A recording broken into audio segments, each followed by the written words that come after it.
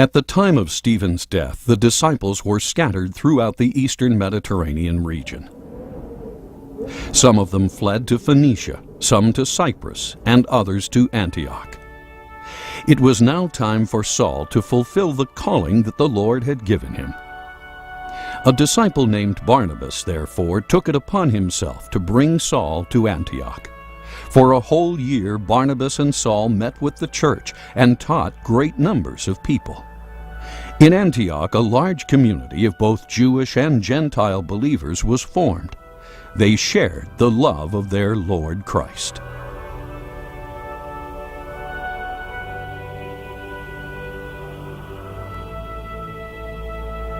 The city of Antioch today, with its mosaics, houses with hand-shaped door knockers, and doves flying over the remains of a castle built by one of Alexander the Great's generals, is a place where Western and Eastern cultures meet. For the Romans, Antioch served as the capital of the province of Syria. The downtown museum is the second largest mosaic museum in the world, with some of the best Roman floor mosaics preserved here. In the 1st century, Antioch had a population of 500,000, which made it the third largest city in the Roman world, surpassed only by Rome and Alexandria. St. Peter's Grotto, located on Mount Sipylus, about 1 mile above the city, is considered one of the earliest churches in the world. It is believed that Paul and Peter preached here. Later, in his letter to the Galatians, Paul says that he met Peter in Antioch. The cave is thought to have taken its present-day appearance during the medieval centuries. Mosaic fragments on the floor and the traces of wall paintings may date from the earlier history of the site. This edifice, according to tradition, housed the first Christians who were facing danger and had to meet secretly. The tunnel, which once opened to the hillside above, is thought to have served as an escape route. The visitor can smell the roses affixed to the door and apse, or taste of the baptismal water that drips from the cliff-like wall next to the altar. Here, every year on the 29th of June, Christians gather for a service in remembrance of Peter. Antioch, which stands out like a crown of laurel in the eastern Mediterranean, also has great significance for Christians, because this is where the followers of Jesus were first called Christians. Barnabas and Saul, directed by the Holy Spirit, departed on their first journey by traveling down to the Antioch port of Seleucia Pieria, now known as Chevik.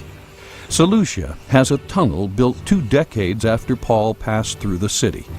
This tunnel was made to prevent flooding of the harbor when the snow melted off Mount Pieria. It is a lasting tribute to the engineering skill of the Romans. Carved into stone at the upper end of the tunnel is a Latin inscription naming its builders, Divus Vespasianus et Divus Titus, the divine emperors Vespasian and Titus. This limestone tunnel is 1,500 yards long. Saul and his comrades would have traveled by torchlight through the evening darkness. Only the trickling sound of a small stream broke the eerie silence of the darkness that surrounded them. They had to pass quietly to avoid the attention of thieves posted on the cliffs on the lookout for potential victims.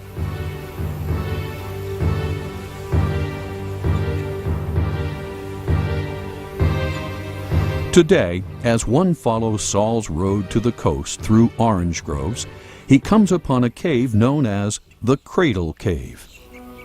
These tombs are like a bridge between 2 cultures. They stand in history between the late Roman tradition of burial and the Christian tradition of burial. You are reminded of the shadow of death as you walk through this ancient cemetery.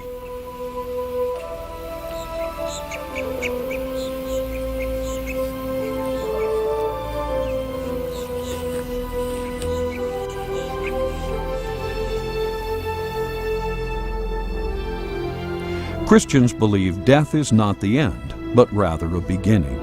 And for Saul and Barnabas, the foaming blue Mediterranean waves on their voyage to Cyprus suggested both promise and expectation.